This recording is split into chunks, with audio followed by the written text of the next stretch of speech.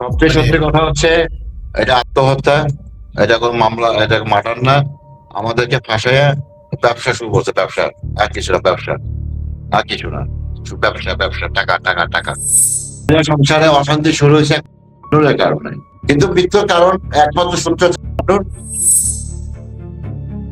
যদি আমার সাথে গেম না করতো, সালমানের সাথে গেম না করতো, ইমোশনাল ব্ল্যাকমেল না করতো, তাহলে সালমান কোনোদিনও আত্মহত্যা করতো না, ইনশাআল্লাহ। আর বুকে হাত দিয়ে বলতে পারি এটা 100% সুইসাইড।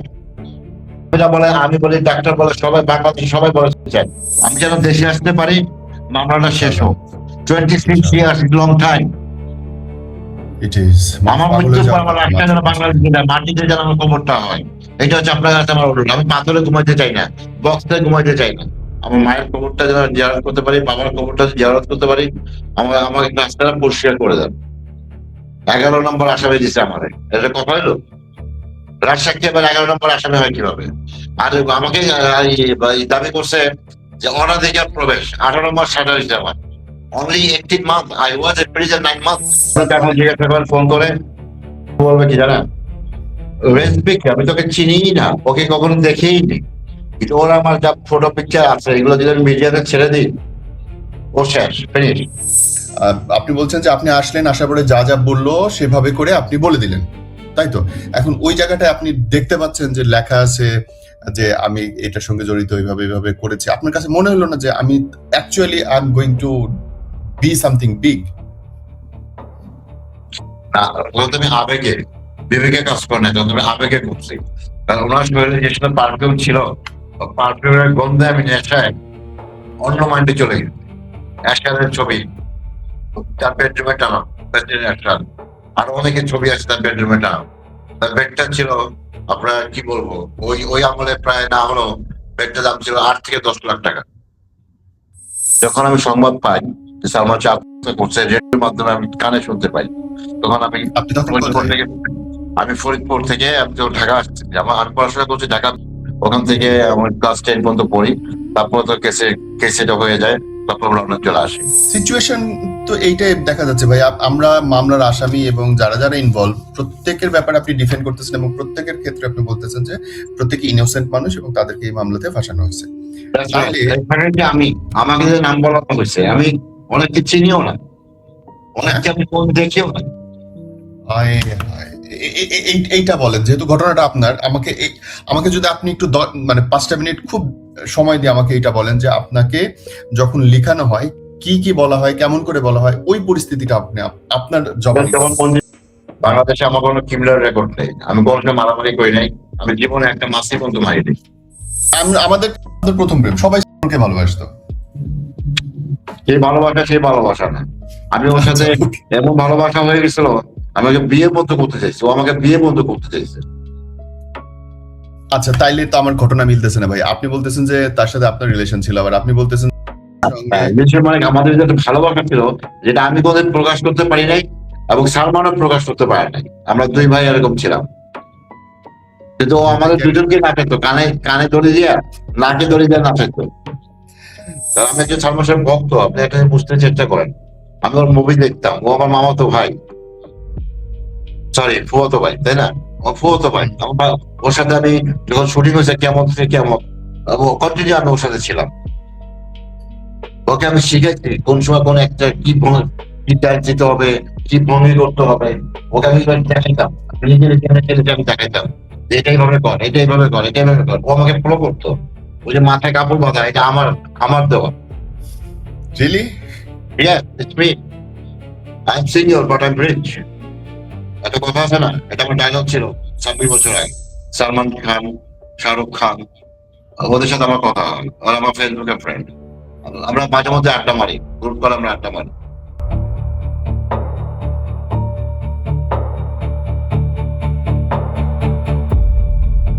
সালমান শাহ হত্যাকাণ্ড নিয়ে যখন আবার নতুন করে মামলা উঠলো, সেই সময় যে নামটা আমাদের চোখের সামনে ভেসে ওঠে, and he is Rizvi Ahmed. রাজ সাক্ষী ছিলেন আপনি। ভাইয়া, আপনি দেশে নেই, বিদেশে আছেন, এবং এই মামলাতে আপনাকে কেমন, যুক্তরাজ্যে আছেন, ইউকেতে আছেন, জি। তো এই মামলাতে আপনার সংযুক্তি কিভাবে ফরিদপুর থেকে ঢাকায় আসা, এবং এইটুকু বলবেন, পরে গিয়ে আমি আপনার অনেক প্রশ্ন আছে সালমান শাহকে নিয়ে, সেই জায়গাটা আসবো আমি। আসসালামু আলাইকুম রহমতুল্লাহি ওয়া বারাকাতুহু। আমার সালাম নেবেন রেজব ভাই। আপনাকে পেয়ে আজকে আন্তরিকভাবে খুবই আনন্দিত এবং খুব খুশি। আল্লাহর কাছে লাখ লাখ শুকরিয়া যে আমি এখনো জীবিত আছি। আমি চাই এই কেসটা তাড়াতাড়ি দ্রুত একটা ফয়সালা হোক, যত তাড়াতাড়ি সম্ভব। আমি দেশে আসতে চাই। আমি দেশে আসি না 26 ইয়ার্স, লং টাইম। আমার মা মারা গেছেন 2022-তে, আমার বাবা মারা গেছেন লাস্ট ইয়ার 31 নভেম্বর 2026। আমার অনেক আত্মীয় স্বজন মারা গেছেন, কাউকে দেখতে পাইনি।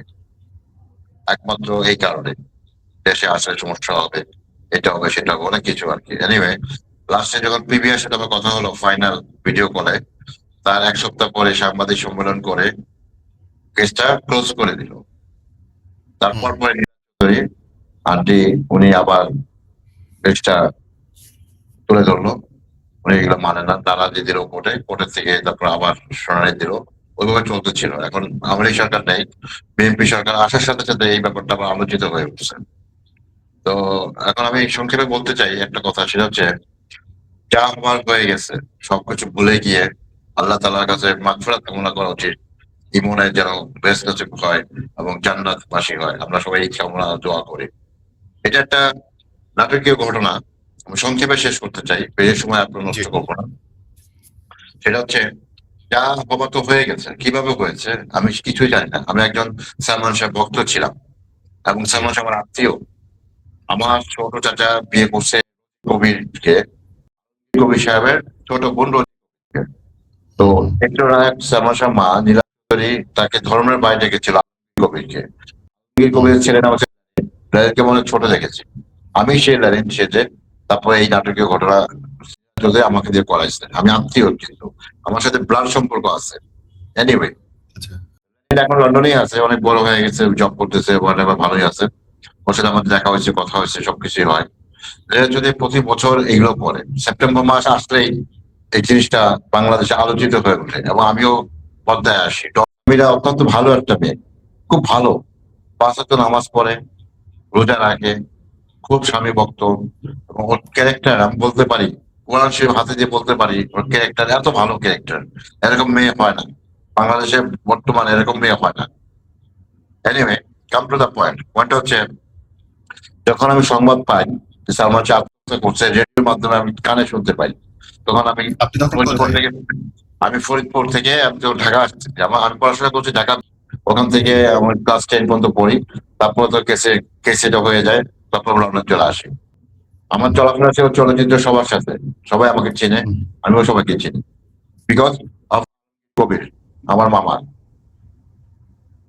তো যাই হোক, একটু অল্পতায় শেষ করি। সেটা হচ্ছে যদি তখন আমাকে আসতে বলে, আসার পর তার বাসায় আমি যাইতে গাড়ি পাঠাই দেয়, আমি গাড়িতে যাই। আচ্ছা, টয়োটা করোলা ছিল তখন, 1996-7 এর কথা। তো আমি বাসায় যাওয়ার পর বসলাম, কথাবার্তা বললাম, সবকিছু তার প্ল্যানটা শুনলাম। শোনার পর আমি আবেগে আমি সবকিছু অ্যাকসেপ্ট করলাম। যে তুমি আমাকে কথা দিয়েছিলেন তোমাকে জেলখানায় যেতে হবে না, তুমি শুধু থানায় এটা বলবা, কোর্টে এটা বলবা, তারপর তুমি আমার বাসায় চলে আসবে, আমি তো লোক ব্যবসা করবো। তা বলবো ওকে, আন্টি নো প্রবলেম।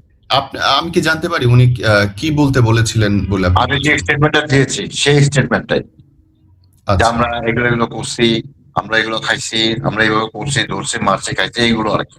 উনি যা লিখে দিতে, ও কাগজ আমার সামনে ছিল, ওই কাগজে তখন ওসি এবং দারোগা সুন্দরভাবে আমাকে জামাই আদর করলো, পেনশন খাওয়াইলো, বোতল হুস্কি। সারা রাত আমরা আড্ডার ভিতরে ছিলাম থানাতে। সাথে বসেও আমি মদ খেয়েছি, হোয়াটএভার, আমরা ড্রিঙ্ক করছি, সিগারেট খেয়েছি। এনিওয়ে, এক পর্যায়ে কোর্টে গেলাম। কোর্টে যাওয়ার পরে ম্যাজিস্ট্রেট আমাকে জিজ্ঞাসা করলেন যে আপনি যে সাক্ষী দিয়েছেন এটা কি সাক্ষী, এটা বলেন আমাকে বিস্তারিত। তারপর আমি বললাম যে হ্যাঁ, এটা আমার স্টেটমেন্ট, আমি এটা দিয়েছি। তখন বললো আচ্ছা ঠিক আছে। 5 মিনিটের ভিতরে আমাকে দারোগা প্রেসিডেন্ট রুম থেকে বের করে আমাকে গাড়িতে তুললো। গাড়িতে তোলার পরে আমি বসলাম প্রায় 4 থেকে 5 ঘন্টা। তারপর পরেই আমাকে কেন্দ্রীয় কারাগারে নিয়ে গেল। আমি তখন আশ্চর্য হয়ে গেলাম যে আমি কেন্দ্রীয় কারাগারে কেন যাচ্ছি, আমি বাসায় কেন যাচ্ছি না, ডিওএসএস বাসায় যাবো। তখন আমি জেল সভাকে বললাম যে এই এই ঘটনা। বলো আচ্ছা ঠিক আছে, তুমি আগে যাও ভিতর, আমরা দেখতেছি। তার 2-3 দিন পরে সিআইডি যারা ছিল এই মামলার তদন্তকারী, তারা সবাই আসলো। আসার পর আমার স্টেটমেন্ট নিল। তখন আমার মামা ছিল, জি। আমার আপন মামা, আমার আপন এক নামে বাংলাদেশে সবাই চিনে থাকে, ঢাকা শহরে সবাই তাকে চিনে। আমি তার হুম, ভাই। এনিওয়ে, জি। তারা বললো ভাইনা কি ব্যাপার, বললাম আঙ্কেল এই ঘটনা। ঠিক আছে তুমি চিন্তা ভাবনা করো না, আমরা এটা দেখতেছি। এই কথা বলে 1 ঘন্টা ইন্টারভিউ পরে ওরা জেলখানা থেকে চলে গেল। তারপর আমাকে সেফ কাস্টডিতে নিয়ে গেল। সেফ কাস্টডিতে গিয়ে পাইলাম, তারপরে পাইলাম মগবাজারের মানে বড় বড় ক্যাডার যারা ছিল তাদের সাথে আমার উঠা বসা। তারা আমাকে অনেক স্নেহ করছে, ভালোবাসছে, আমার খাওয়া দাওয়ার দিকে খেয়াল রাখছে। আমার সিগারেট পেনশন খাই, তখন আমি পেনশন দিত কার্টনে কার্টন, বাইরে থেকে খাবার আসতো। ভালোই ছিলাম আমি, 5 ওয়াক্ত নামাজ পড়ছি। আমার দাড়ি এত বড় হয়ে গেছিল 9 মাসে। হুম, তবে যাই হোক, জেলখানাতে এবং খুব কষ্টের দিকে আমার একটা শুধু জিন্সের প্যান্ট একটা টি শার্ট পরা ছিল। হুম, আমার বাইরে থেকে দেখা নিষেধ, ডিটেনশন দিয়ে দিল। কেউ আমার ফ্যামিলি কেউ এসে আমার সাথে যোগাযোগ করতে পারতো না। হুম, তারপরে এইভাবে আমার 9টা মাস কেটে গেছে। জি। তারপরে আমার বাবা, আল্লাহ ওনাকে ব্যবস্থা করুক, উনি আমাকে জামিন নেয়। তারপর বেরোয় আসি, কাকার মসজিদে যাই, ওখানে সবার সাথে দেখা করি, কথাবার্তা বলি, নামাজ কালাম পড়ি, পরে ঢাকা এয়ারপোর্টে যাই। এয়ারপোর্ট থেকে ব্রিটিশ এয়ারওয়েজ প্লেনে আমি ডাইরেক্ট হিথ্রো এয়ারপোর্টে চলে আসি। হুম। এই তো আমার জীবন কাহিনী। আচ্ছা, এই যে আপনি ফরিদপুর থেকে আসলেন এবং এই কেসে এসে একজন বললেন যে আপনি এইভাবে করে কথা বলেন, এবং আপনার মনে হইলো না যে আমাকে দিয়ে একটা এত বড় একটা মার্ডার কেসের ভেতরে ঢুকাচ্ছে, আমি নিজের মুখে বলতেছি বাংলাদেশে যে আমি এই জিনিসগুলো করছি। বাংলাদেশে আমার কোনো ক্রিমিনাল রেকর্ড নেই, আমি কোনো সময় মারামারি করি নাই, আমি জীবনে একটা মাসি পর্যন্ত মারিনি। জি। আচ্ছা, কারণ আপনার কাছে সেইটা আমার হয়। অনুরোধ, জি সরি। দেখেন, আপনার কথাটা এই জায়গাটা একটু আমাকে ব্যাখ্যা করবেন দয়া করে, যে আপনি বলছেন যে আপনি আসলেন, আসার পরে যা যা বললো সেভাবে করে আপনি বলে দিলেন, তাই তো? এখন ওই জায়গাটায় আপনি দেখতে পাচ্ছেন যে লেখা আছে যে আমি এটার সঙ্গে জড়িত, এইভাবে এইভাবে করেছি। আপনার কাছে মনে হলো না যে আমি actually I am going to be something big? না, যখন তুমি আবেগে, বিবেকে কাজ করে না, যখন তুমি আবেগে করছি। কারণ ওনার শরীরে যে সময় পারফিউম ছিল, পারফিউমের গন্ধে আমি নেশায় অন্য মাইন্ডে চলে গেছি। অ্যাশারের ছবি তার বেডরুমে টানানো, প্রেসিডেন্ট অ্যাশার। আরো অনেকের ছবি আছে তার বেডরুমে টানানো। তার বেডটা ছিল, আপনার কি বলবো, ওই ওই আমলে প্রায় না হলো বেডটার দাম ছিল 8 থেকে 10 লাখ টাকা। তার বেডরুমটা এত ওনার সুন্দর সাজানো ছিল। ওকে, এবং আমি আসতেছি সেই সেই কথা। এবং অনেকে, আমি আপনার আরেকটা ইন্টারভিউতে, সময় টিভি যে ইন্টারভিউটার কথা আমি বলছিলাম, সেটাতে সাধারণ মানুষের পার্সপেক্টিভ হচ্ছে, আপনি নিজে বলছেন যে আপনার তখন বয়স ছিল 15 বা 16, সেই ষোলো সময় আপনি ষোলো অত কিছু, জি 16, সেই সময় আপনি অত কিছু বুঝেন না, কিন্তু আপনি আবার বলছেন যে সেই সময় তাহলে আপনি সিগারেট খাচ্ছেন, সেই সময় আপনি অ্যালকোহল নিচ্ছেন। 16 বছর বয়সে একটা ছেলে যদি অ্যালকোহল নেয়, সিগারেট নেয়, তার মানে তো সে অনেক বেশি ম্যাচিউর, অনেক বেশি বোঝার ক্ষমতা তার আছে, এবং সে তো অ্যাকচুয়ালি বিপদগামী। কথাটা আমি বলতে বলবো, আমি বলতে ভুল বলছি। খাইতেছিল, দারোগা খাইতেছিল, কমিশনার খাইতেছিল, ওদের সঙ্গে আমি ছিলাম, কিন্তু আমি তো সিগারেট ছাড়া কোনো মদ পান করিনি। আমি তাবলিগ জামাত করছি 3 চিলা দিতে, বুঝছেন? ক্লাস 6-এ যখন পড়ি তখন আমি 3 চিলা দিচ্ছি। আচ্ছা, আচ্ছা। কারণ কারণ প্রশ্নটা তো আসাটা স্বাভাবিক যে এটা যেহেতু আপনি, জি, জি, জি। ওকে। এইখানটাতে আরো একটা ক্যারেক্টার আমি দেখলাম, তিনি হচ্ছেন রুবি সুলতানা, তিনি হচ্ছেন মেফেয়ার আমি বিউটি তাকে চিনি পার্লার। না, চিনি না, আমি তাকে চিনি না। আমি তো কোনো অ্যাপ্রিসিয়েট কখনো দেখি নাই, তার নামও শুনি নাই। এবং তার সাথে আপনার কোনো যোগাযোগ হয় নাই। না না, মেন্টাল সিক। আপনি আপনি শুরু থেকেই বলছিলেন, অফেয়ারেও আমাকে বলছিলেন যে এইটা অ্যাকচুয়ালি মার্ডার কেস না, এটা একটা সুইসাইড কেস। এইটা আপনি কেন বলেন, বা এটার লজিক কি আপনার ভাইয়া? এটা 100% কনফার্ম। কারণ মৃত্যুর 2 দিন আগেও আমি ওর সাথে ছিলাম, সালমানের সাথে ছিলাম। ও কোথায়? কয়েকবার করার চেষ্টা করছে, তাও আমি ছিলাম। হুম? আমি জানি আমাকে ঘটনা, আমি জানি সব ঘটনা আমি জানি। আগে এই 2 দিনের আগের ঘটনাটা একটু বলেন, কোথায়, কখন, কেমন করে কি দেখছেন, যখন বলছেন যে ওই যে হালিম, উত্তরাতে হালিম খেতে যেতাম একটা চটপুরি এলাকা আছে, জি। বুঝতে পারছেন? হালিম খেতে যেতাম চটপুরি এলাকা আছে। তো হুম, অনেক কথা, অনেক, কিন্তু সর্বোচ্চ কথা হচ্ছে নূরকে ও প্রচন্ড ভালোবাসতো। হুম, কিন্তু ওদের আবার দুষ্টমি ফাইজলামি কেমন ছিল, প্রেমিক প্রেমিকার মতো। হুম। একমাত্র সামনের কারণে কিন্তু সব ঘটনা ঘটছে।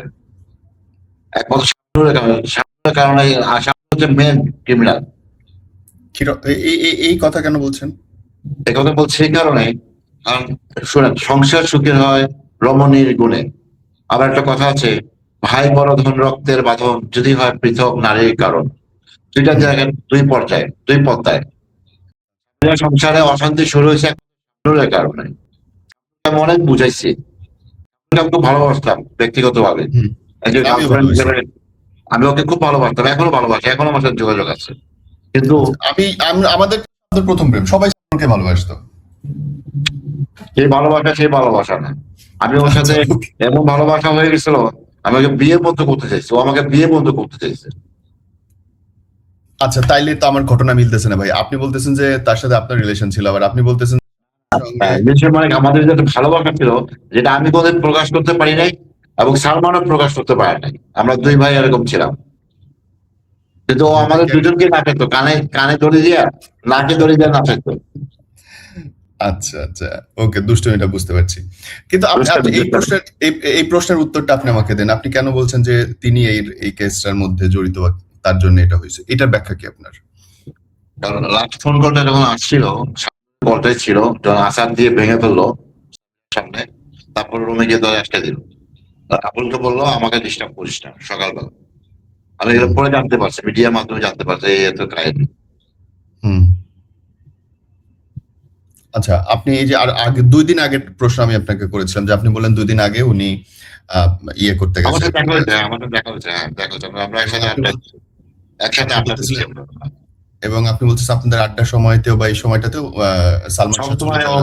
সবসময় সঙ্গে অর্থাৎ কথা বলতো, এবং সবসময় কথা বলতো মার কথা বেশি বলতো। মার কথা মার কথা বললেই ওর মাথা ওর বাইপোলার হয়ে যেত। আমি ওর মায়ের নামই শুনতে পারতো না, কারণ ও খুব ভালোবাসতো। এটা প্রেমের বিয়ে, হোয়াট এভার। কিন্তু ভালোবাসা মানুষকে যখন গোলাপ ফুলে কাটা, যখন হাতে যার লাগে, আঙ্গুলে যার লাগে, একমাত্র সে বুঝতে পারে কাটার যন্ত্রণা কতটুকু। হুম, এক ফোঁটা রক্ত হলো বের হয়। জি, একটা একটা ভাই একটা সংক্ষেপে বলি শুনেন। কথাটা হচ্ছে, জি, একটা মানুষ যখন হিউম্যান বলে, হিউম্যান রাইট কান্ট্রি ইউকে, তাই না? বাংলাদেশে কিন্তু হিউম্যান রাইট কান্ট্রি না। আমরা পর্দা বাইরে থাকতে চাই, কিন্তু মিডিয়া আমাদেরকে সামনে নিয়ে আসে। বাংলাদেশের এগুলো বলে আর আপনার ভাই এগুলো ওয়েস্টিং টাইম। আর আপনি পয়েন্টে পয়েন্টে আমাকে প্রশ্ন করেন, আমি উত্তর দিচ্ছি সঙ্গে আমি সঙ্গে। এইটার সঙ্গে ভাইকে কিভাবে জড়ানো হলো আপনার? আমাদের একটা পার্টি ছিল, পার্টিতে আমরা সবাই গেছিলাম। যাওয়ার পরে যে কোনো কারণে এটা লাইক এ হিউম্যান রাইট, একজনকে হাত করা, চুমু দেওয়া, গালে চুমু দেওয়া, কপালে চুমু দেওয়া, কিংবা মুখে বাবা যখন মাকে, বাবা যখন মেয়েকে চুমু দেয়, আবার মেয়ে যখন বাবাকে চুমু দেয়, ওই ধরনের একটা সম্পর্ক ছিল। হুম, তখন ও লাভ দিয়ে এসে ওকে একটা খুশি মারলো, তখন বলছিল I want to see you, আমি তোমাকে দেখে নেব। আর কোনো প্রোগ্রাম শেষ, ওই পর্যন্ত শেষ। কেন চুমা দিল, দেখো। হুম, হুম। এবং কিন্তু এইটা নিয়ে তো কথা হচ্ছে যে ওইখানটার নাটকীয়তার ফলেই আহ, বিশিষ্ট ব্যবসায়ী ভাইয়ের ইনভলভমেন্ট এবং এই কেসে তাকে আহ, আসামি করা হয়েছে যে তার ইনভলভমেন্ট আছে এটার মধ্যে। আচ্ছা, ওই যে মারা গেল, এটা বিচার আসে না, মিডিয়াতে আসছে না, যখন মারা গেল গুলি করে মেরে ফেললো, এটা জি, মিথ্যা কথা, সব মিথ্যে কথা বানানো। কিন্তু ভাই খুব ভালো মানুষ, ৫ ওয়াক্ত নামাজ কালাম করেন, খুব নিরীহ মানুষ, চুপচাপ থাকেন। উনি ওনার ব্যবসা বাণিজ্য নিয়ে ব্যস্ত, আর অন্য পলিটিক্স নিয়ে ওর কোনো সময় ব্যস্ত থাকে না। এখন দেখেন বাংলাদেশের অবস্থা কি, কয়েকশো সিনেমা হল আছে, সব শেষ। এখন আমরা দেখছি আমি আমি যদি বাংলাদেশে মুভি করতাম, তাহলে অনেক দূর আগে যেতে পারতাম, অনেক দূর, অনেক। সালমানের সাথে আমার আপনি কথা হয়, কিন্তু ইন্ডিয়াতে সালমান খান, শাহরুখ খান, ওদের সাথে আমার কথা হয়, আর আমার ফেসবুকের ফ্রেন্ড। আমরা মাঝে মধ্যে আড্ডা মারি, গ্রুপ করে আমরা আড্ডা মারি। এই যে আপনি এত বছর দেশে আসতে পারেন না ভাই, আপনার কি মনে হয় যে কোথাও আপনার ক্ষেত্রে ইনজাস্টিস করা হয়েছে? আমি 2007-এ ব্রিটিশ পাসপোর্ট পাইছি, 2007-এ। আমার ওয়াইফ জি, ব্যাংক ম্যানেজার, ব্যাংক ম্যানেজার। আমার হুম। 2 মেয়ে 1 ছেলে। বড় মেয়ে ডাক্তার, বড় ছেলে পাইলট, তারপর ওটা হচ্ছে পুলিশ কমিশনার। আমার বড় ছেলে বয়স 29, তারপরটা 27, তারপরটা 11। ওকে। আর আমার এখানে ব্যবসা আছে, গাড়ির শোরুম আছে, রেস্টুরেন্ট আছে, আর পার্সোনাল প্রপার্টির ব্যবসা আছে। Okay. এই যে আপনি দেশে আসতে পারেন না, এটাতে কি আপনার মনে হয় যে আপনাকে অকারণে আমার জড়ানো হয়েছে কলিজা না? ফেটে যায়, আমার কলিজা ফেটে যায়, আমার দেশের মাটিতে পাড়া দিই না। Okay. কিন্তু মানে এই যে আপনি জামিনে আসলেন, জামিনে এসে আপনার বিদেশে যাওয়াটা দরকার পড়লো কেন ভাইয়া? কারণ লাইফ রিস্ক ছিল। কারণ আমি একজন সালমান শাহের ভক্ত, আপনি এটা বুঝতে চেষ্টা করেন। আমি ওর মুভি দেখতাম, ও আমার মামাতো ভাই, সরি ফুয়াতো ভাই, তাই না? আমার ফুয়াতো ভাই। ওর সাথে আমি যখন শুটিং হয়েছে কেমন থেকে কেমন, ও কন্টিনিউ আমি ওর সাথে ছিলাম। ওকে আমি শিখেছি কোন সময় কোন একটা কি ডান্স দিতে হবে, কি ভঙ্গি করতে হবে। ওকে আমি দেখাইতাম, আমি নিজের ছেলেকে আমি দেখাইতাম যে এটাই ভাবে কর, এটাই ভাবে কর, এটাই ভাবে কর। ও আমাকে ফলো করতো। ওই যে মাথায় কাপড় বাঁধা, এটা আমার দেওয়া। Really? Yes, it's me. I'm senior, but I'm rich. একটা কথা আছে না, এটা আমার ডায়লগ ছিল 26 বছর আগে। এটা একমাত্র মৃত্যুর কারণ হচ্ছে, আমি এখনো বলি, আগেও বলছি, যদি আমার সাথে গেম না করতো, সালমানের সাথে গেম না করতো, ইমোশনাল ব্ল্যাকমেল না করতো, তাহলে সালমান কোনোদিনও আত্মহত্যা করতো না, ইনশাআল্লাহ। আর মুখে হাত দিয়ে বলতে পারি, ও কেন করছে আমাদের গেম। মানে আপনি বলতে চান যে তাদের সম্পর্কের কারণে পারিবারিক সংসার অশান্তি? অশান্তি হয়েছে, সংসার অশান্তি হয়েছে। কথা একটাই, আপনি সবসময় ব্রেন ওয়াশ করতো। আমি মীরা ম্যাডামের ইন্টারভিউ দেখলাম সময় টেলিভিশন, এবং তিনিও এই কথাটা বলতেছেন যে তিনি চট্টগ্রামে চলে গিয়েছিলেন ঝগড়া করে, এবং তারপরে বৃহস্পতিবার, শুক্রবার, শনিবারে গিয়ে সালমান শাহ থাকতো সেখানটায়, এবং ঝগড়ার কারণ ছিল অ্যাকর্ডিং টু সময় টিভির ইন্টারভিউ যে শাহনুরের সঙ্গে সালমান শাহের রিলেশন, এবং তিনি ডিরেক্ট বলেছেন যে হ্যাঁ সম্পর্ক ছিল, এবং আপনিও একই কথা বলছেন যে তাদের সম্পর্ক। বললাম না, আমার সাথে ইমনের সাথে যা গেমটা খেলছে, সংসার অশান্তি করছে একমাত্র। দেশে আইনের আওতায় আনা হোক, আমাদের সবাইকে ডাকা হোক, আমরা কোর্টে গিয়ে সব সাক্ষী দেব। কিন্তু তিনি কি প্রত্যক্ষ, আপনার মতে প্রত্যক্ষ ভাবে জড়িত, নাকি তিনি শুধুমাত্র সুসম্পর্ক বা রিলেশনশিপের কারণে এই মামলায়? ব্ল্যাকমেল, ওকে ব্ল্যাকমেল করতো। এই তুই যা, তোর বোর কাছে যা, আমার কাছে কি, এই তোর বোর কাছে যা, বউ বউ করতো শুধু, এরকম জেরাসমেন্ট করতো। আচ্ছা, ওকে, আচ্ছা। এবং আরেকটা জায়গা আছে, এখন জিজ্ঞাসা করেন ফোন করে, বলবে কি জানা, রেসপিক, আমি তোকে চিনিই না, ওকে কখনো দেখেই নি, কিন্তু ওর আমার যা ফটো পিকচার আছে, এগুলো যদি আমি মিডিয়াতে ছেড়ে দিই, ও শেষ, ফিনিশ। এবং কিন্তু আমি পত্রিকার বাইরে থাকতাম সবসময়, সবসময় পত্রিকার বাইরে থাকতাম, মিডিয়ার বাইরে থাকতাম আমি সবসময়। ভালো ছেলে, very nice man, very gentleman, very gentleman. আর যদি বলছে কি হাত পা টিপতো, বডি গার্ড ছিল, চৌধুরী তুমি তো আমাকেও বেড়ে নিতে চাইছো, আমাকেও সে বেড়ে নিতে চাইছে। বললাম না, পারফিউমের গন্ধে আমি পাগল হয়ে গেছি।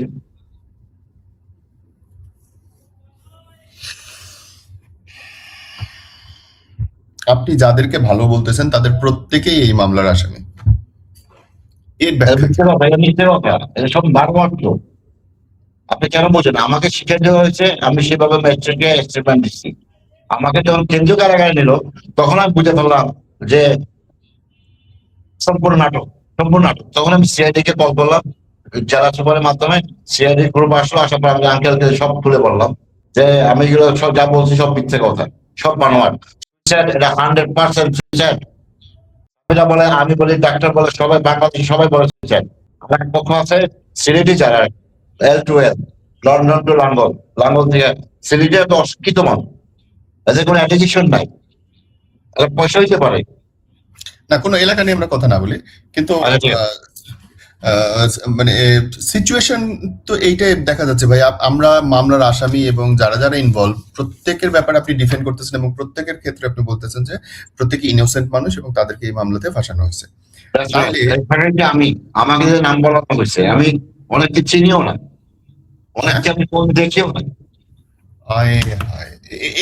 এইটা বলেন, যেহেতু ঘটনাটা আপনার, আমাকে যদি আপনি একটু মানে 5টা মিনিট খুব সময় দিয়ে আমাকে এটা বলেন যে আপনাকে যখন লিখানো হয় কি কি বলা হয়, কেমন করে বলা হয়, ওই পরিস্থিতিটা আপনি আপনার জবানি যেমন যেমন আগের কথা তো 25-26 বছর আগের কথা, যতটুকু মনে আমার পড়ে ভাই। মেমোরিতে আসতেছে না। আমাকে একটা কাগজ দেওয়া হয়েছে, কাগজের মধ্যে ওসি আর ডিওএসএস বাসা করে সব কিছু সাজার দিন, সাজার পর আমার সিগনেচার নিচ্ছে বাসে কোন শেষ। ম্যাজিস্ট্রেট আমাকে জিজ্ঞাসা করছে এটা তোমার জবাববন্দি, বলছে জি এটা আমার জবাববন্দি, ওকে দিকে যাও। আমি গাড়িতে নিয়ে বসাইলো, পরে দেখি যে আমাকে কেন্দ্রীয় কারাগারে নিয়ে গেল। তখন আমার ভাই আপনাকে মুখে বলতে হয়নি? ওকে, শুধু যেটা লেখা আছে ওইটাতে আপনার ভিতরে পরের দিন আসলো, আসে কান্নাকাটি করলো, কি দেখছে। তখন বললাম ভাই এগুলো সব মিথ্যা কথা, তুই চিন্তা করবো না, সব ঠিক হয়ে যাবে। সে এখন multimillionaire UK, business partner. Okay ভাই, আপনি আমাকে এইটা বলবেন 7 কোটি টাকার টার্গেট, এই কথাটা আপনার মুখ থেকে আমি আরেকটা ইন্টারভিউতে শুনেছি, এটার ব্যাখ্যাটা কি ভাই? 7 কোটি টাকা মানে আপনি বলছেন যে এই মামলাতে ভাইকে জড়াইলে 7 কোটি টাকা পাওয়া যাবে। ও হ্যাঁ, এটা বলা হয়েছিল, এটা নিরাচুদে বলছিল, এটা থানাতে আমি কাগজে লেখা দেখছিলাম। 7 কোটি টাকা হলে অর্ধেক আমাকে দেবে, অর্ধেক উনি দেবে। ওকে, এবং ওই সময়টায় কি মোহাম্মদ ভাইয়ের সাথে কথাবার্তা বা এরকম কোনো কিছু শুনছি কিনা, ফোন করা, টেলিফোন করা বা তাকে জড়ানো? তাইলে এই মানুষটাকে কি আপনার মানে আপনার মতে কি যে এই মানুষটাকে জড়ানোটা হলো কেমনে, কিভাবে, ফর হোয়াট রিজন? উনি তো সিচুয়েশন ছিল। টাকা টাকা টাকা আর কিছু না, সর্বোচ্চ টাকা। তাকে জড়াতে বললে তার কাছ থেকে কিছু টাকা শোনা যাবে।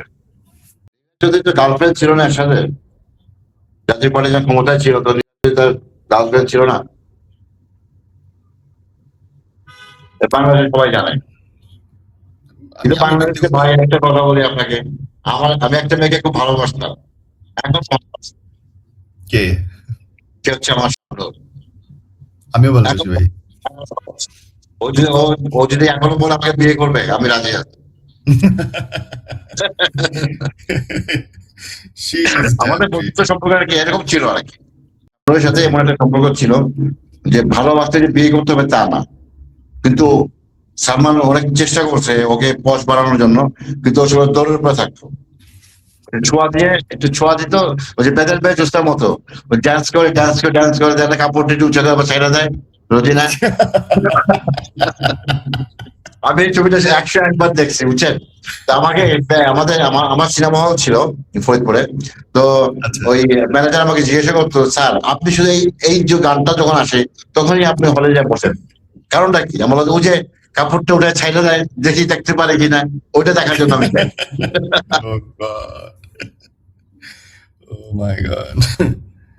অদ্ভুত ভাই। আপনার কি এই কেসটাতে জড়ায় ব্যক্তি জীবনে কোনো প্রভাব পড়ছে মনে হয়? হ্যাঁ, অনেক প্রভাব পড়ছে, আমার অনেক ক্ষতি।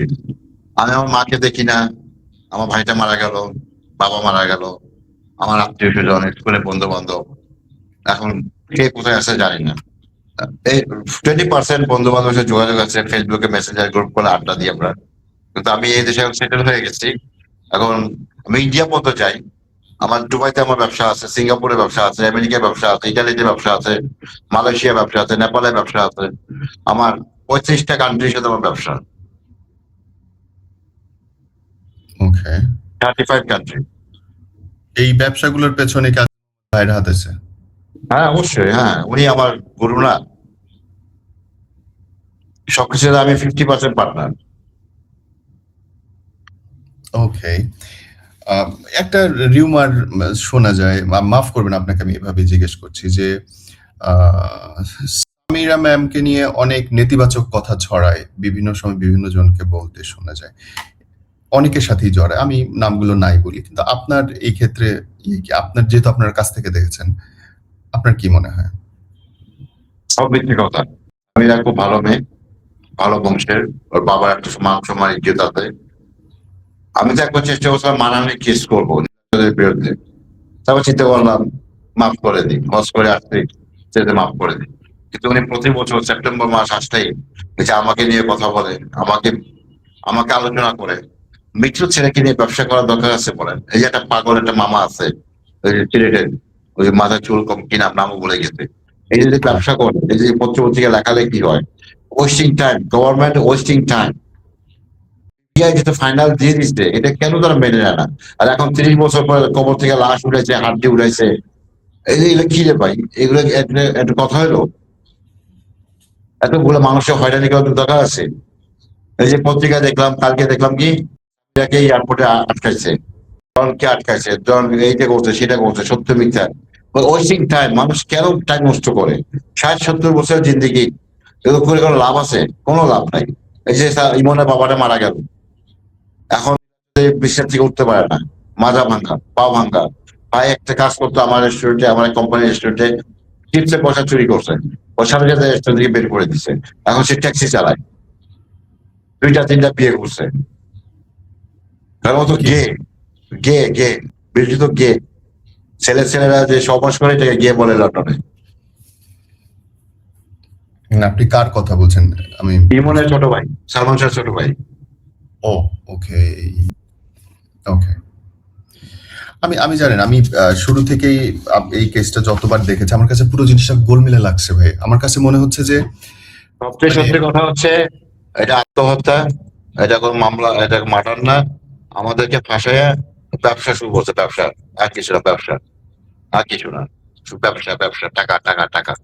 আপনার কি মনে হয় যে মোহাম্মদ ভাই টাকাটা দিয়ে দিলে হয়ে যেত, সব ঠিক হয়ে যেত? টাকা দেবে কেন? ইন কেস এটা একটা মিডিয়ার একটা ব্যবসা, লোকটাকে ফেস করে রাখছে, আমাকে ফেস করে রাখছে, আমাদেরকে যে পত্রপত্রিকা বিক্রি হচ্ছে, জনগণের বিরুদ্ধে, জনগণের ভিতরে আপনার একটা আলোড়ন সৃষ্টি করতেছে। এটা ব্যবসা আর কিছু না, টাকার খেলা। বর্তমানে এমন অবস্থা, একটা দুধ কিনা খাবে, একটা পাউন্ড নাই। ছেলে যদি কাজে যায় 2 পাউন্ড ইনকাম হয়, আর কাজে না গেলে 2 পাউন্ড ইনকাম হয় না। ট্যাক্সি চালায়, ট্যাক্সি ট্যাক্সি। আজকে দেখেন আমি কোথায়, আজকে চৌধুরী কোথায়? ট্যাক্সি চালায় বাংলাদেশে, যেমন চালায়, বেবি ট্যাক্সি চালায় না, এরকম ট্যাক্সি চালায়। আপনি জিনিসটা তুলে ধরেন, আপনি আমাকে প্রশ্ন করেন, আমি সংক্ষেপে আনসার দিচ্ছি। অনেস্টলি আমি এতক্ষণ ধরে যেভাবে যা যা সম্ভব, যতটুকু তথ্য গণমাধ্যমে আছে সবগুলো থেকে আমি যেটুকু আপনার কাছ থেকে পেলাম ওই একই জিনিস, যে আপনি আসলেন, কোনো কিছু না বুঝে সাইন করলেন, পরের দিন আপনি চলে গেলেন। মানে মনে হচ্ছে কি জিনিসটা স্ক্রিপ্টেড। আমি আমি কেন্দ্রীয় কারাগার থেকে বেরোলাম সকাল, না, সন্ধ্যা 7টার সময়, 6:30-7টার সময়। পরে আমি কাকমার মসজিদে গেলাম আমার আব্বার সাথে, ওইখানে ওযু করলাম, নামাজ পড়লাম, আমি হিসাবের সাথে দেখা করলাম, যেহেতু কাকমার মসজিদে সবাই আমাকে চেনে, মুরব্বীরা। তো সবাইকে দোয়া নিলাম, দোয়া নেওয়ার পরে ওইখান থেকে আমি আমার বাসায় গেলাম, মোহাম্মদপুর। বাসায় গিয়ে শেপ টেপ করে ফ্রেশ ট্রেশ হয়ে সুন্দরভাবে আমি ঢাকা এয়ারপোর্টে গেলাম। এয়ারপোর্টে গিয়ে ব্রিটিশারে বসলাম, প্লেন ছেড়ে দিল, প্লেনে হিথ্রো চলে আসলাম। হিথ্রো আসার পরে আমি স্কটল্যান্ডে চলে আসলাম। এই তো আমি, এই যে আপনি আমার কাছে তখন 140,000 পাউন্ড ছিল ক্যাশ, 140,000 পাউন্ড। এত টাকা আপনি তখন কই পেলেন? আরে ভাই, টাকা, আপনি পুরুষ মানুষ, আপনি টাকা ইনকাম করেন না? আপনার বয়স তখন 17 বছর, আপনি এত টাকা করতে পারবেন? একটু কাম টু দ্য পয়েন্ট। আমি একটা প্লেনে চলে আসলাম, কোনো প্যাসেঞ্জার ছিল না। কত টাকা ভাড়া ছিল?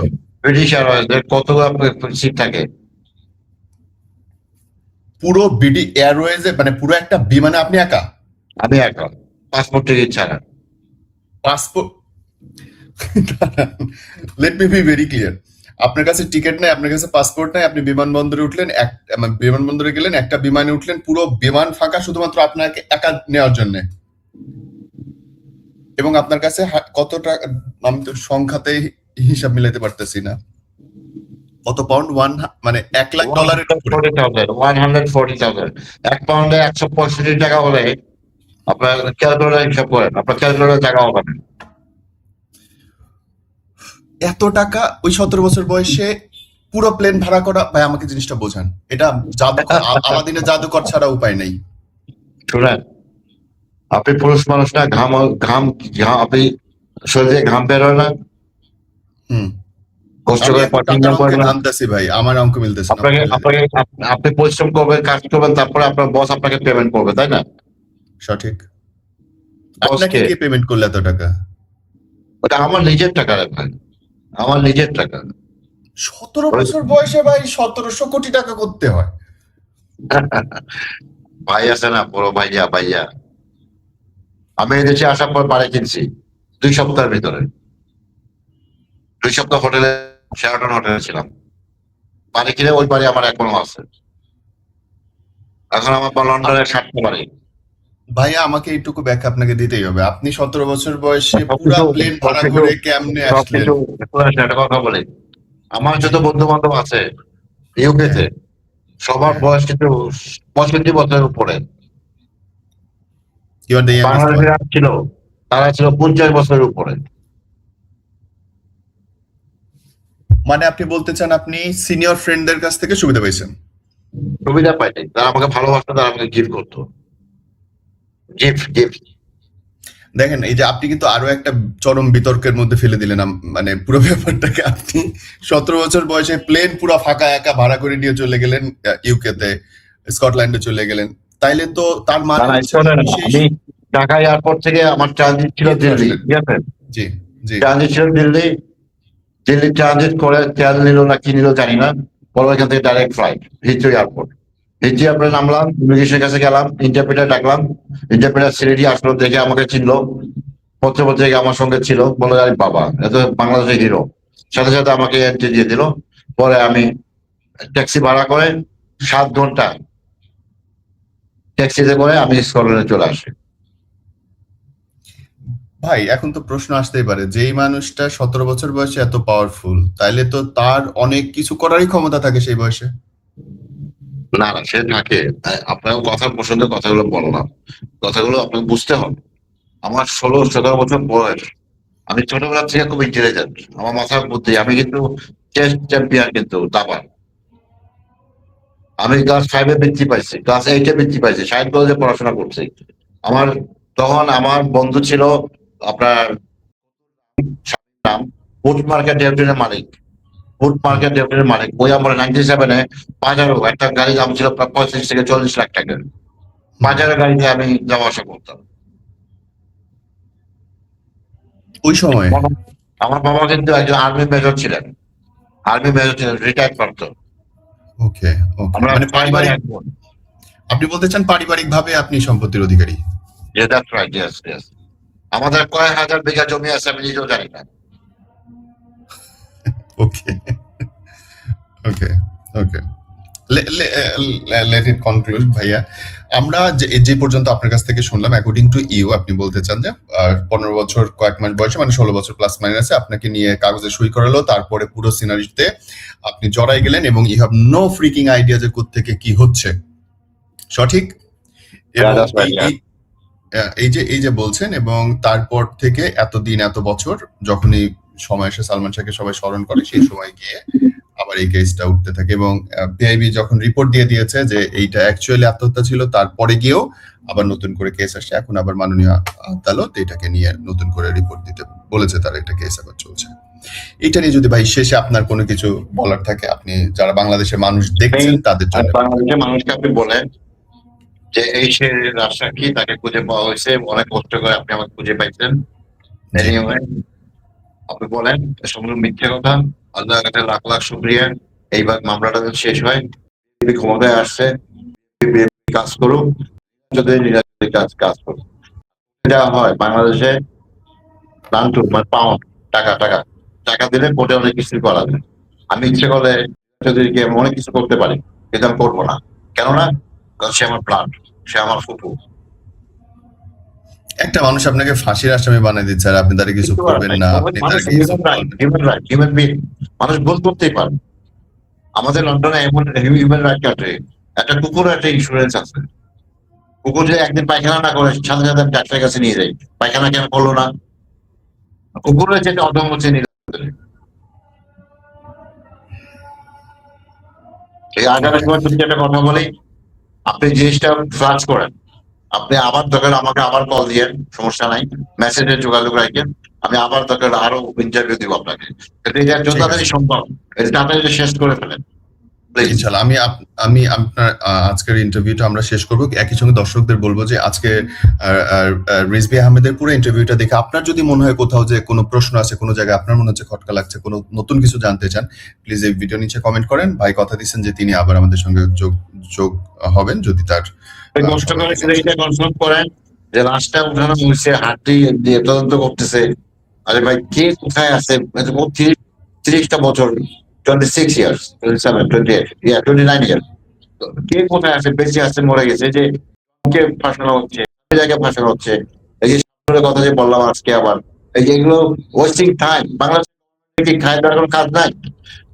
লন্ডন থেকে গেছে, অনেক কিছু শিখে গেছে। অতএব এটা একটা শুরু হওয়া উচিত।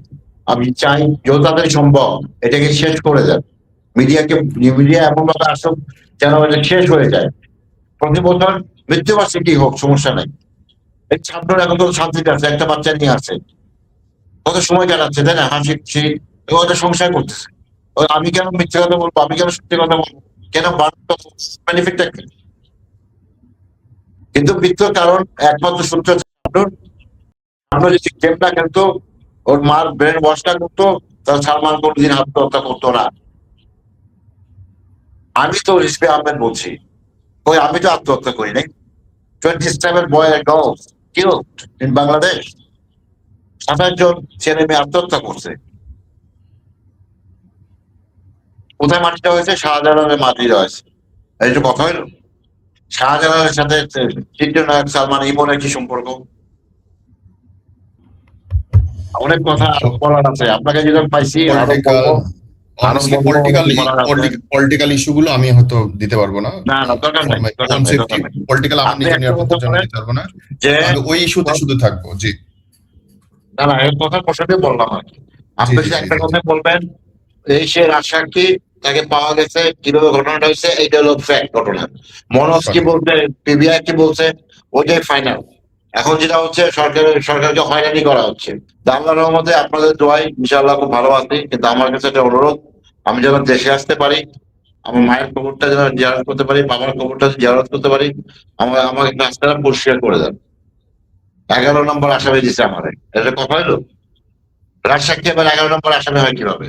আর আমাকে দাবি করছে যে অনাধিকার প্রবেশ, 18 মাস সাজা হয়েছে আমার। Only 18 month, I was A prison 9 month, so minus 9 month. আমি বাংলাদেশে আসলে আমাকে 9 মাস কেন্দ্রীয় কারাগারে গিয়ে হাইকোর্টে বেরোতে হবে।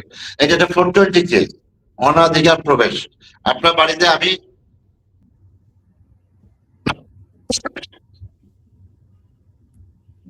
অনুমতি না নিয়ে ঢুকেছে, এইটা বলতে চাই, তাই? অনুমতি নিলাম না কিভাবে? আমার ফুপুর বাসা, দারোয়ান দরজা খুলে দিচ্ছে, লিফটার উপরে গেছি। কমিশনার বললো কি ওই মামলাটা আগে দাও, ওটা অনধিকার প্রবেশ। ওসি বললো এই কথা, ভদ্র বললো এই কথা, বলছে সারা রাত আমরা আড্ডা দিলাম। আমি তো থানায় কারগড়াও ছিলাম না, গারদেও ছিলাম না, আমি ওসির চেয়ারে বসেছিলাম, বসে বসে পেন্সিল খেয়েছি, ডানহিল খেয়েছি। এই ছেলে তো এই ছেলে তো একটা মাস্টার জীবনে মারা নেই, সারা জীবন থাকলো ঢাকা শহরে ক্যান্টনমেন্টে, পড়াশোনা করছে শাইন কলেজে। এই ছেলে রাস্তায় হাঁটতো, মেয়েরা পাগল হয়ে যেত। আমার চেহারা এত সুন্দর ছিল, এত ফর্সা ছিলাম। এখন তো বয়স হয়ে গেছে, দাগ টাক পড়ে গেছে, চুল টুল পেয়ে গেছে, বুঝছেন না? আমার ছোটবেলার ছবিটা দেখে আমার চুলের স্টাইলটা দেখেন। আপনি শুধু আপনার কাছে একটা অনুরোধ ভাইয়া, আমি যেন দেশে আসতে পারি, মামলাটা শেষ হোক। 26 years long time. It is আমার মৃত্যুর পর আমার লাশটা যেন বাংলাদেশে মাটিতে যেন আমার কবরটা হয়, এটা হচ্ছে আপনার কাছে আমার অনুরোধ। আমি পাথরে ঘুমাইতে চাই না, বক্সে ঘুমাইতে চাই না। এখানে একটা মানুষ মাটিতে গেলে 30,000 পাউন্ড লাগে, জায়গা কিনে বক্সে তারপর দাফন করতে হয়। আর বাংলাদেশে প্লেন ভাড়া লাগবে আমার 3-4 হাজার পাউন্ড। আমার লাশটা বাংলাদেশে আমার বাবার বাসায় আমার কবরটা হয়। আমার বাড়ি ফরিদপুর ভাঙ্গা থানা। আমার নানা ছিল ওসি, দাদা ওসি ছিল, পুলিশের রক্ত। আমার বাবা ছিল একজন আর্মি মেজর। আমি তারই সন্তান, 4 নম্বর ছেলে আমি। আমরা সব ভাই এখন লন্ডনে আছি। এখানে আমরা সবাই ব্রিটিশ সিটিজেন। আমার 4টা passport, British, USA, Ireland, general, jersey, 4টা পাসপোর্ট আমার। শুধু বাংলাদেশ পাসপোর্টটা নেই। যেখানে জন্ম সেখানটাই আসতে পারেন না। আমার কষ্টটা বুঝেন ভাই, আমার বুকটা ফেটে যাচ্ছে। আল্লাহ আমাকে সহায় সম্পত্তি, সন্তান সবকিছু দিচ্ছে, কিন্তু আমি দেশের মাটিতে ধানের খেতে আমি বাড়াইতে পারতেছি না, আমি নৌকা উঠতে পারতেছি না। আমি অনেক কষ্ট করে আপনাকে পাইছি, অনেক কষ্ট করে আপনার পিছনে ঘুরতে ঘুরতে আমার ঠোঁট শুকায় যেত। কিভাবে আপনাকে পাবো, কিভাবে আপনাকে পাবো? But honestly I can feel the pain. কিন্তু একই সঙ্গে এইটাও আমি চাই যে সত্যিকার অর্থেই যেই ঘটনাটা ঘটেছিল প্রিয় নায়ক সালমান শাহ, সেটাই সবাই জানুক, সেটাই মাননীয় আপনি এটা প্রকাশ আদালত করে দেন, বিচারাধীন। প্রকাশ করে দেন, সুন্দর একটা আরেকটা ছোটখাটো ইন্টারভিউ নেন আমার নিয়ে। আমি ইনশাআল্লাহ। আগে কাগজে কলমে লিখি, আপনিও লেখেন, পরে আমরা বসে সুন্দর একটা বক্তৃতা দিয়ে দিই, ঠিক আছে। আমরা এখানে শিখে দেয়। ওকে, আমরা আজকে শেষ করছি এবং সম্মানিত দর্শকদেরকে বলবো যে মামলা যেহেতু বিচারাধীন, মাননীয় বিচারক মণ্ডলী তারাই ডিসিশন নেবেন, তারাই আমাদেরকে সত্যের পথে এবং সঠিক বিচারটা দেবেন। Right. এবং আদালতের প্রতি পূর্ণ আস্থা, সম্মান, ভালোবাসা রেখেই বলছি যে আমরা সবাই যেহেতু সালমান শাহকে পছন্দ করি, অন্যান্য সব রায়ের মতো এই রায়টাও সঠিকভাবে আসবে এবং সত্যি তারা যেটা দেন সেটাই, সত্যটাই উঠে আসবে, সবার যেটা কাম্য। আল্লাহ আপনাদের ভালো রাখুক। আর যদি কোনো প্রশ্ন থাকে রিজভী আহমেদকে নিয়ে, সেটা আপনারা লিখবেন, ইনশাআল্লাহ তিনি আবার আমাদের সাথে কথা বলবেন।